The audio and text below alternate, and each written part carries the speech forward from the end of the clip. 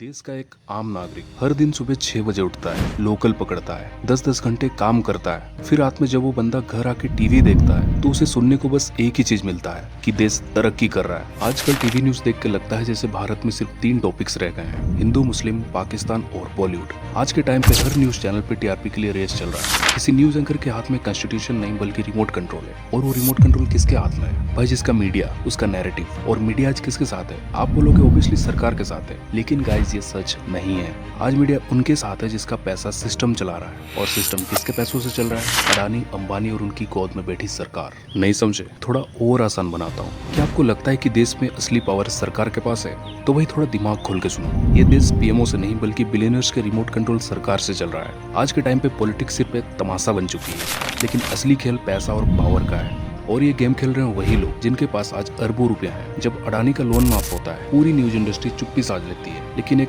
आम जनता पेट्रोल 110 पर लीटर खरीदता है, हर एक छोटी सी बड़ी चीज पे टैक्स भरता है, बिजली का बिल चुकाता है, और फिर हमें सुनने को क्या मिलता है कि देश बदल रहा है। 2014 के बाद से अडानी ग्रुप का ग्राफ देखोगे तो लगता है जैसे रॉकेट बन गया हो। उसके बाद अडानी का नाम इतना उछाला गया जैसे स्कूल में प्रिंसिपल का लड़का जो गलती करे तब भी फुल मार्क्स मिलते हैं। लेकिन अडानी को मिला क्या? भाई एयरपोर्ट चाहिए ले जा, पोर्ट चाहिए वो भी ले जा, रेलवे का कॉन्ट्रैक्ट तेरे नाम। और ये सब कौन दे रहा है? सरकार तो सीधे अडानी को आशीर्वाद दे रहा है, जैसे कोई घर का बड़ा बेटा हो। और हाँ, कभी आरटीआई डाल के देख लेना, अडानी पीएम के साथ सबसे ज्यादा बार ट्रेवल करने वाला बिजनेसमैन में से एक है। अब आते हैं अपने मोटा भाई पे। अंबानी बोलता कम है, करता ज्यादा है। पेट्रोल पंप से लेकर इंटरनेट तक सब कुछ उसके हाथ में है। जब जियो आया, कंपटीटर्स की माँ बहने हो गई थी मार्केट में, और पब्लिक को क्या लगा? कितना सस्ता डेटा मिल रहा है भाई। आज रात का सीन तो बिल्कुल सेट है।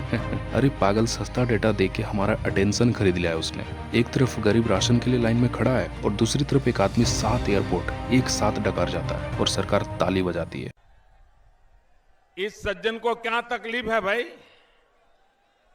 क्या तकलीफ है इनको? क्या आपको लगता है देश में सब कुछ ठीक चल रहा है? सरकार कहता है सब कुछ ट्रांसपेरेंट है, पर जब इलेक्ट्रल बॉन्ड्स के नाम पे काले पैसों का सफेद कारोबार चालू हो जाता है और सबसे ज्यादा पैसा अडानी और अंबानी जैसों से आता है, तो क्या तुम्हें लगता है ये सब वोटिंग के लिए था? नहीं भाई, ये रिश्वत लेने का डिजाइंड वर्जन है इलेक्ट्रल बॉन्ड्स। ओके, थोड़ा सा समझते हैं इलेक्ट्रल बॉन्ड्स एक्चुअली होते क्या है। सोचो एक इनविजिबल सूटकेस है जिसमें हजारों करोड़ों रुपया भर के एक बिजनेसमैन गवर्नमेंट को देता है। कोई नाम नहीं, कोई रिसिप्ट नहीं, कोई रिकॉर्ड नहीं। ये पैसा सीधा जाता है रूलिंग पार्टी के अकाउंट्स में बिना किसी सबूत के, और फिर वही पार्टी उस बिजनेसमैन को रिटर्न गिफ्ट देता है, कॉन्ट्रैक्ट, पॉलिसी, प्रोटेक्शन, सब कुछ जो उस बिजनेसमैन को चाहिए होता है। इसी सिस्टम का नाम होता है इलेक्टोरल बॉन्ड्स, जिसका आसान मतलब होता है पैसा दो, राजनीति खरीदो। और पब्लिक सिर्फ एक स्पेक्टेटर्स है जिसका वोट एक फॉर्मेलिटी बन चुका है। अब जब पैसा तुम्हारा, मीडिया तुम्हारा, पीएम तुम्हारा, तो देश का डिसीजन भी तुम्हारा। छत्तीसगढ़ से लेकर श्रीलंका तक अडानी का हाथ फैला हुआ है। पब्लिक को लगता है देश ग्रो कर रहा है, लेकिन असल में ग्रो एक मल्टी बिलियनर्स का बैलेंस शीट कर रहा है। हमारे रोड पे टोल टैक्स है, हमारे शहर का इलेक्ट्रिसिटी बिल प्राइवेट हाथों में है, और पब्लिक सोच रही है डेवलपमेंट है। हर एक न्यूज चैनल बस अपोजिशन को नीचा दिखाता है। क्या कभी तुमने देखा है कि कोई न्यूज एंकर अंबानी अडानी पे सवाल उठा रहा हो? नहीं भाई, सब पैसा खा के बैठा है। डिबेट सिर्फ हिंदू मुस्लिम, देशद्रोही, एंटी नेशनल प्रोपेगेंडा, लफ्जियात पे ही होती है, लेकिन कभी कोई नहीं पूछता कि अंबानी का लोन माफ कौन कर रहा है, अडानी की कंपनी को गवर्नमेंट लैंड किसने दिया। अंबानी के ऊपर तो बोलने से पहले मुंह से सिर्फ गुटखा निकल के हाँ में हाँ मिलाता है, क्योंकि जिसके जेब में मीडिया हो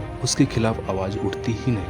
एक आम गरीब आदमी को बोला जाता है सब्र करो, देश विकसित हो रहा है, लेकिन असल में देश बेचा जा रहा है। अब बारी आती है वोटिंग की। इलेक्शन आते ही जुमला शुरू होता है, 15 लाख हर गरीब के अकाउंट्स में आएंगे, 5 करोड़ नौकरियां निकालेंगे, अच्छे दिन आपको दिखाएंगे, ऐसे ऐसे सपने दिखाया जाता है हमें। और फिर हम सब पब्लिक लाइन पे लग जाते हैं वोट देने के लिए, जो बंदा देश बेच रहा है उसको सीट दिलाने के लिए। फिर जब हम बोलते हैं हमें तो सिस्टम पे भरोसा है, तब वही सिस्टम पीछे से बोलता है thank you for being our permanent चूतिया। और अगर हम अब भी चुप रहे और हम सवाल नहीं उठाते हैं, तो कल हमारे बच्चे भी वही करेंगे, वोट देंगे, टैक्स भरेंगे और इनकी गुलामी करेंगे। हमारे जैसे गरीब आदमी सिर्फ 2 काम के लिए है, वोट देने के लिए और टैक्स भरने के लिए। सरकार को हम चाहिए सिर्फ तब जब इलेक्शन आता है। बाकी टाइम हमारी औकात एक क्यूआर कोड से ज्यादा नहीं है, जो सिर्फ दीवार पे चिपकी हो, जिसे जब चाहे स्कैन कर सकते हैं। और सबसे बड़ी बात जिसपे कभी कोई सवाल नहीं उठाते हैं, गवर्नमेंट हॉस्पिटल्स में फंड नहीं है, सरकारी स्कूलों में कोई ढंग का टीचर नहीं है, लोकल ट्रेन पकड़ो तो भेड़ बकरियों जैसी जानी पड़ती है।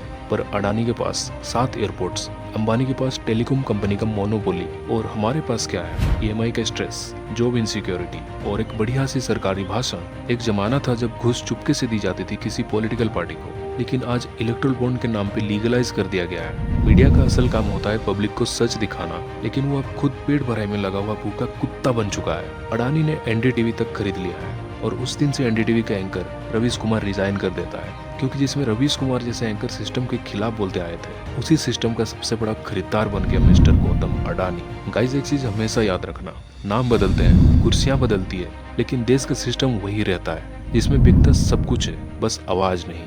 और जब आवाज भी बिक जाए तो समझ लेना, खत्म सिर्फ देश नहीं होता है, सोच भी कहीं ना कहीं मर जाती है। ये पैसा देश का है, ना कि किसी नेता मंत्री के चाचा के लड़कों का है। So guys, that's it for today. आशा करता हूँ वीडियो आपको अच्छी लगी होगी। अगर वीडियो पसंद आई तो वीडियो को लाइक करने के साथ साथ चैनल को सब्सक्राइब भी कर दें। मैं मिलता हूँ अगली वीडियो में, तब तक के लिए sayonara और बाय।